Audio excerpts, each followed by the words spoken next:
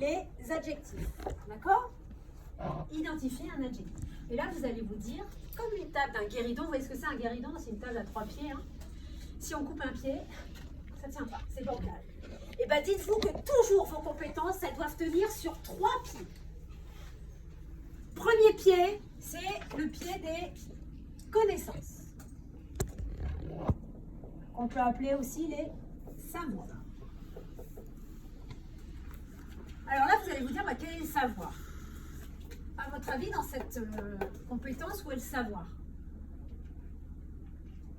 La notion. C'est la notion. Savoir, notion. C'est quoi la notion là? Le connaître. Non. Qu'est-ce qu'elle a dit? Ouais. Là, on parle de quoi? De quoi on parle? On parle des Adjectif. des adjectifs. Donc à chaque fois, en fait, tu vas te dire, il y a deux choses. Je vais aller peut-être un peu vite là. Il y a deux choses dans la phrase. Il y a un verbe et il y a, voilà, on va dire, là c'est un nom, mais ça peut être du coup une notion. Ça c'est la notion. Et il y a un verbe à chaque fois. Donc ta notion ici, ça va être les adjectifs. D'accord? Donc ça c'est ton premier pied. Le deuxième pied, ça va être le savoir-faire, c'est-à-dire la capacité. Je suis capable de. Très bien. Donc ça va être le savoir-faire. Et là, le savoir-faire, c'est quoi? C'est identifier, reconnaître. Donc là, on a le reconnaître. Ça, c'est identifier. C'est le verbe. Alors, pour vous aider, vous pouvez vous dire que ici, vous avez une petite phrase d'accroche qui va être « je sais que ». Je sais que l'adjectif... Qu'est-ce qu'il faut savoir sur l'adjectif? Je sais que l'adjectif complète le nom. Je sais que... D'accord. Oui. Il peut être avoir après. Ouais, voilà, en gros. Ok. Donc il y a l'aspect sémantique qui sert à décrire le nom.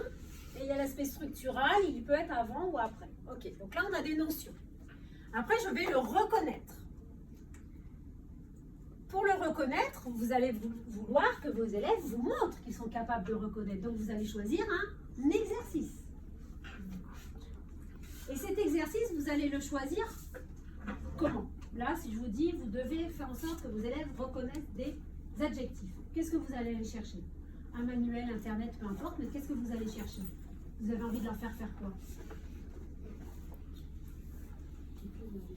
Oui, qu'ils trouvent l'adjectif, mais comment? Dans quoi? Très bien, dans une phrase, dans un texte. Et vous allez donner quoi comme consigne? Très bien. Entoure, souligne. Très bien. Entoure, souligne, surligne. Ok. Et c'est là qu'on voit se distinguer deux familles dans la capacité, deux sous-familles. Il y a les verbes ici qui sont invisibles, parce qu'il se passe dans la tête. Et là, les verbes visibles, parce qu'ils se voient. Et souvent, dans les consignes, on met des verbes qui se voient. Parce que c'est plus facile. En tant qu'enseignant, c'est plus facile de valider ce qui se voit. En revanche, aller chercher ce que fait un élève quand il identifie un adjectif, là, les stratégies, ça devient plus difficile. Donc ici, identifier, reconnaître, c'est ce qu'on appelle l'activité intellectuelle. Et ça, c'est ce qu'on appelle la tâche. Hein, c'est le faire. Et souvent, on se situe dans le faire à l'école. Et dans nos consignes, on dit souvent, vous faites aux élèves.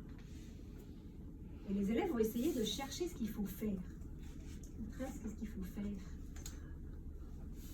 Et rarement, on est dans, il va falloir avoir des stratégies cognitives. On ne les aide pas à se projeter sur les stratégies cognitives. Et donc, on a des petits élèves qui sont un peu passifs, qui vont chercher à copier vaguement ce que fait le voisin, parce qu'il est dans le faire. Et il n'a pas compris quelle était la stratégie mentale qu'il devait mettre en œuvre. Et c'est là qu'on va passer de « j'enseigne » à « ils apprennent ». On va faire passer le curseur à « ils apprennent » quand on va rentrer dans leur tête. Et pour rentrer dans leur tête, il faut déjà être au clair soi-même sur ce qu'il faut imaginer, penser, construire dans sa tête. Et c'est là qu'on va se dire, ok, mais ça ne suffit pas. Il faut des attitudes.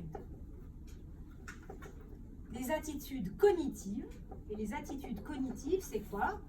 C'est pas l'attitude, comme on l'entend, il est bien assis, il est bien sage, il se tait, il est attentif. Non, c'est... Il a une posture intellectuelle qui lui permet de mettre en œuvre des stratégies. Il construit sa pensée. Il a une méthode. Et là, on va se dire, ok, mais qu'est-ce que c'est que identifier un adjectif? Qu'est-ce qu'on fait quand on identifie? Vous voyez, parce que souligner, on voit bien, on prend sa règle, on prend son crayon, ça ok. Mais il y a beaucoup d'élèves qui construisent la compétence en se disant, il faut souligner, donc je prends ma règle. Il faut faire autre chose. Et c'est là que va arriver votre expertise. Qu'est-ce que c'est qu'identifier? Qu'est-ce que vous faites quand vous identifiez un adjectif? On pose la question. Il est comment, ouais. On identifie le nom. Et pour identifier le nom, de quoi je parle? On lit la phrase? Est-ce que quand tu lis une phrase, tu vois le nom? Non? Ouais. C'est vrai. C'est vrai. C'est vrai. Donc on lit la phrase. Après, quelle question tu te poses?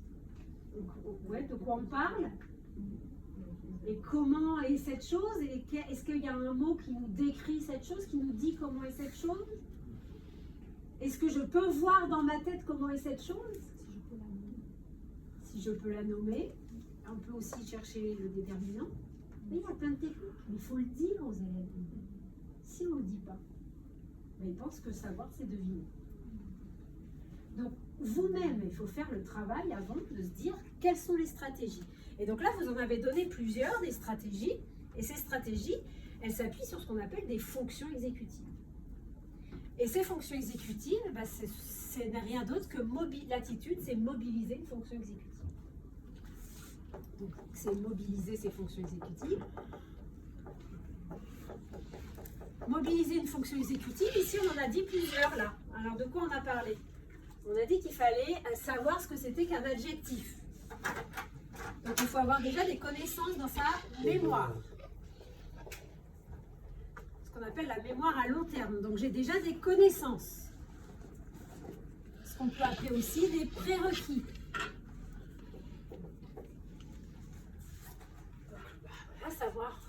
Avoir quelques notions sur l'adjectif, savoir qu'on peut le chercher avant, après, etc.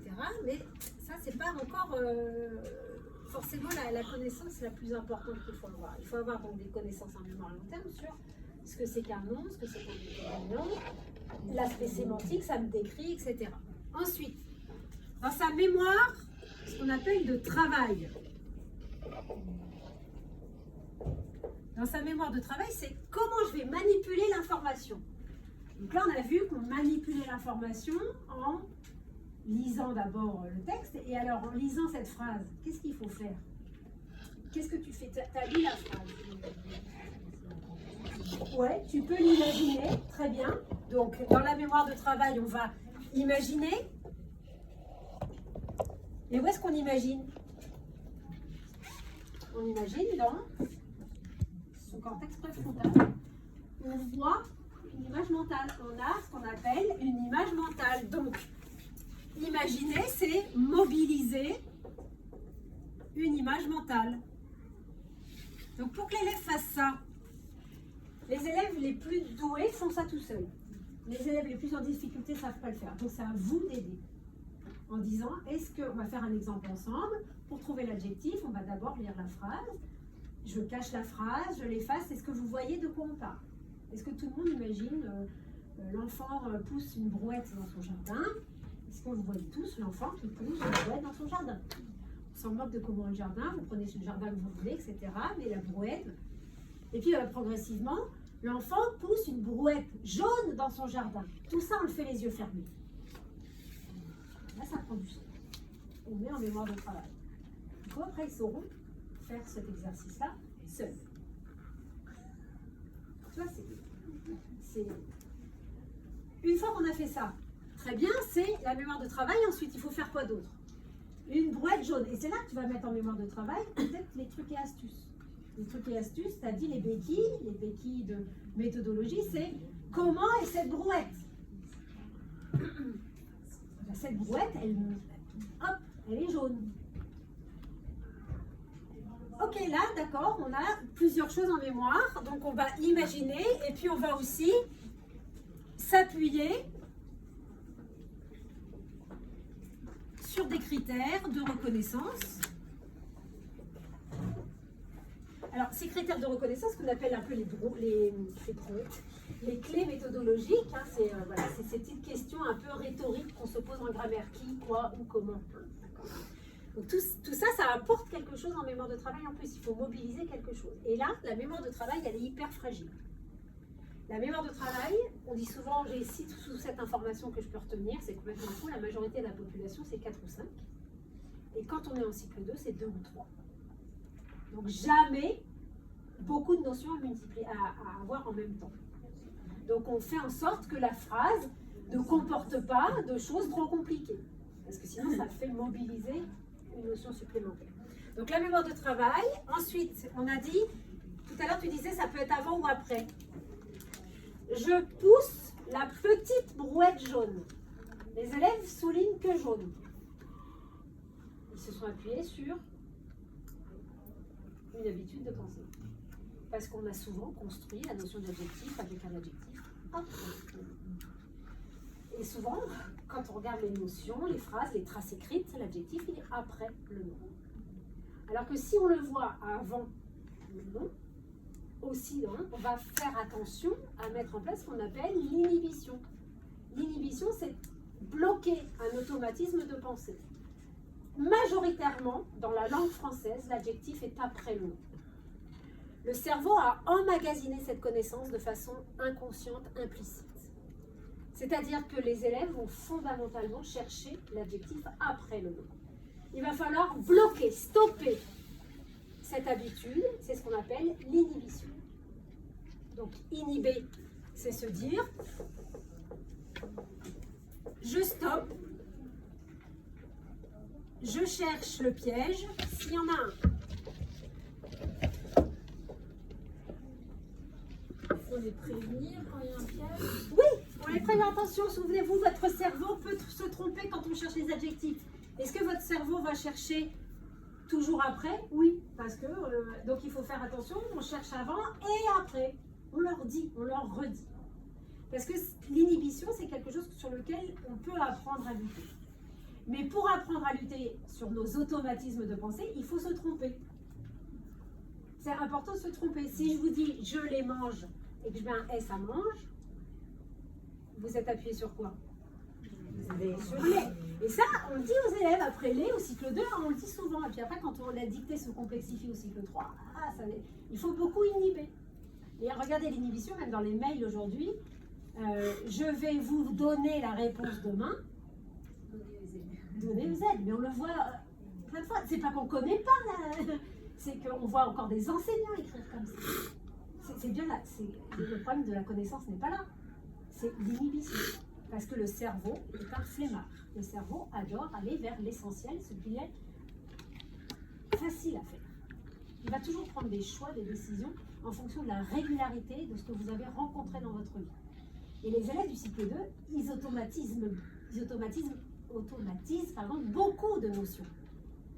Et ils automatisent aussi beaucoup la numération. Donc le jour où on va leur demander de classer, enfin d'ordonner ça, voilà ce que ça donne. Voilà. Donc il y a des habitudes de pensée qui sont installées au cycle 2 sur lesquelles il va falloir inhiber. C'est pour ça que le niveau baisse au cycle 3. C'est parce qu'on n'enseigne pas l'inhibition cognitive. Et parce qu'on ne dit pas aux élèves, c'est normal que tu te trompes. On préfère dire non, c'est pas ça, efface. Non. Oh, mais tu t'es trompé, c'est formidable, on va discuter de cette erreur. Voilà, c'est ça qu'il faut faire. Qu'est-ce qu'a fait ton cerveau quand il s'est trompé? Donc, inhiber, c'est extrêmement important. Et la dernière fonction exécutive, l'attention. L'attention, à quoi il faut être attentif pour identifier l'adjectif? Alors, on l'a dit, hein. Bah, déjà à ce qu'on voit dans les lettres, il faut être attentif à ce que l'on connaît de la notion. Donc, est-ce que je maîtrise bien la notion? Et je vais être attentif aux mots, aux noms.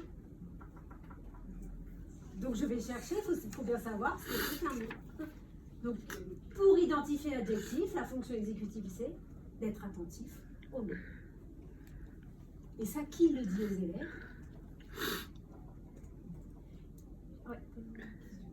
Et donc après, vous voyez, on va se retrouver avec une consigne qui est beaucoup plus étayée. C'est ça l'étayage de la consigne. Et c'est pas, vous prenez votre règle, votre crayon et vous signez l'adjectif. Donc ça prend du temps. Mais au moins, là vous êtes dans l'apprentissage. Donc tout ça, c'est tout simplement ce qu'on appelle les attitudes cognitives. C'est voilà, se dire, alors pensez à ces quatre-là déjà. Après, il y a aussi la motivation, enfin la persévérance, mais bon, c'est un peu autre chose. C'est plus métacognitif, c'est se dire, allez, je persévère, après, dans 5 minutes, dans quelque chose, une récompense, etc. Mais déjà, pensez à ça. Ça va vous aider. Alors, pour vous aider à faire ce travail de connaissance, capacité et attitude, on vous a préparé un prompt sur lequel vous allez pouvoir vous entraîner. C'est pour ça qu'on disait IA et neuro, c'est-à-dire que l'IA va nous aider un peu à faire ce travail-là. Et c'était important qu'on vous explique, parce que l'IA, ça laisse encore un peu à désirer parfois, et donc il faut que notre cerveau d'humain vienne corriger. Et donc on vous a préparé un prompt qui vous permet de déterminer quelles sont les connaissances, capacités et attitudes à partir de la notion que vous voulez. Donc ça donne, je souhaite que mes élèves de CE2 apprennent ou construisent, donc vous pouvez modifier un petit peu ce prompt, hein, la notion de le concept où vous mettez la compétence visée. Donc là, ce serait que mes élèves puissent identifier les objectifs. L'objectif de l'activité serait que les élèves, et là vous mettez ce que vous voulez qu'ils fassent explicitement avec la tâche que vous choisissez. Donc vous voyez, vous allez déterminer activité et tâche. Peux-tu expliciter les éléments suivants? Les connaissances, les capacités et les attitudes. Et vous voyez bien que dans les attitudes cognitives, donc planification, c'est ces mémoires de travail, hein, vous allez avoir toutes les fonctions exécutives. Et une fois que vous avez rentré ça dans votre IA, ChatGPT, Gemini, peu importe, vous allez vous dire, est-ce que je suis d'accord avec ça? Mais vous voyez, au moins, vous n'avez pas ce travail difficile à faire. Ça va vous aider à rentrer. Après, vous saurez le faire tout seul, vous n'aurez peut-être plus besoin de ChatGPT. Mais au début, ça peut aider. Et ça, vous pouvez le faire sans faire une énorme fiche de prep. C'est demain, je veux que mes élèves, vous voyez, mais même sur les activités les plus simples, comme identifier un adjectif, vous faites ça avant, et bien au moins vous êtes sûr que ce que vous allez construire après votre séance, elle sera logique. Ce sera logique par rapport à ce qu'on a noté. Vous allez avoir les gestes pédagogiques qui vont être en lien. Et donc enfin, peux-tu me proposer des pistes pédagogiques adaptées pour faciliter cet apprentissage? Et là, vous allez avoir des propositions. Et ces propositions, elles ne seront pas que sur la notion ou la capacité, ce qu'on retrouve aussi à l'école, mais aussi sur les attitudes cognitives. Et donc, vous allez avoir des propositions de l'IA pour vous aider à être plus dans l'étayage neuro-éducatif. C'est là que l'IA peut nous aider. Mais encore une fois, voilà, soyez critiques par rapport à ce qu'on s'est dit là. Hein? Ne rentrez pas comme ça en vous disant c'est parfait, l'IA a fait ma séance. Non. Vous restez maître à bord. Ça va? Donc on va vous l'envoyer. Ceux qui ont des bacs, on peut vous l'envoyer tout de suite par AirDrop, le contenu. Et puis bah, les autres, vous l'aurez via la directrice. Le contenu, le prompt là, on va vous l'envoyer par mail.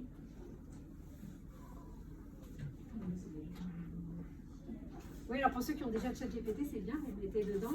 Et donc le but, bah, c'est d'essayer, hein, et puis bah, plus vous allez en faire, plus vous allez corriger. J'envoie tous les albums que je vois. Et puis vous pouvez aussi modifier le prompt. Hein.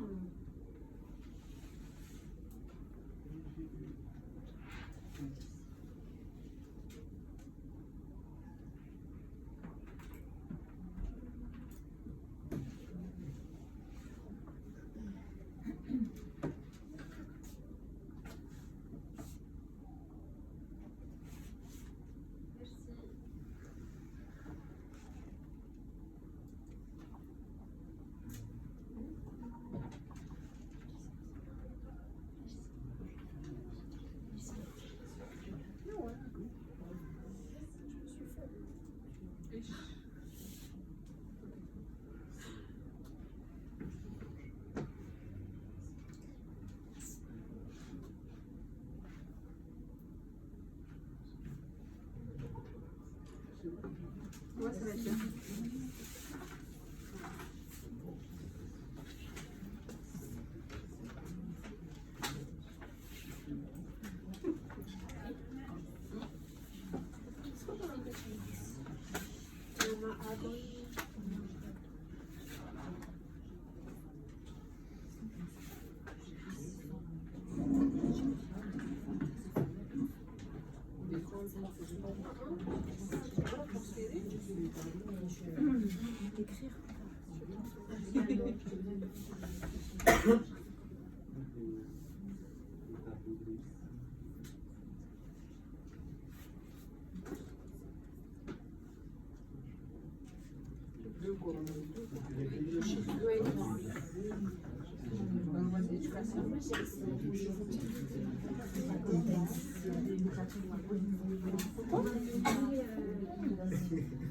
Du texte, il faut aller chercher déjà. Il m'a dit.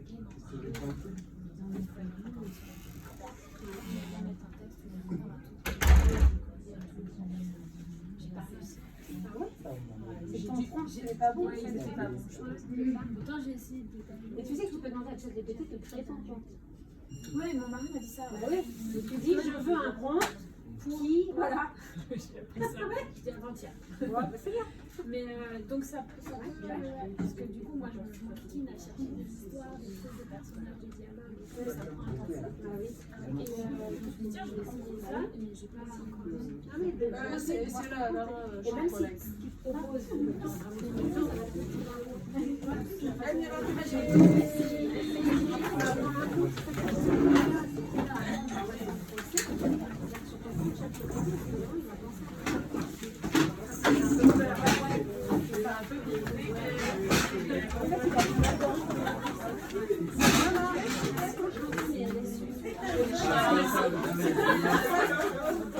Oui, mais la version 1, tu peux mettre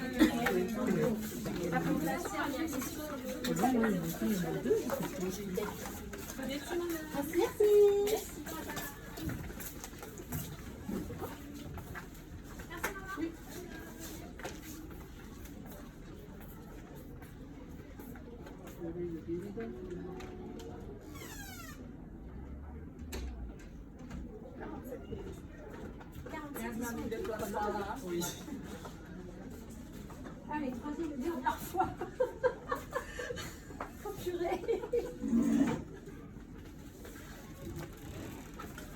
Bien, le bonjour. Bonjour.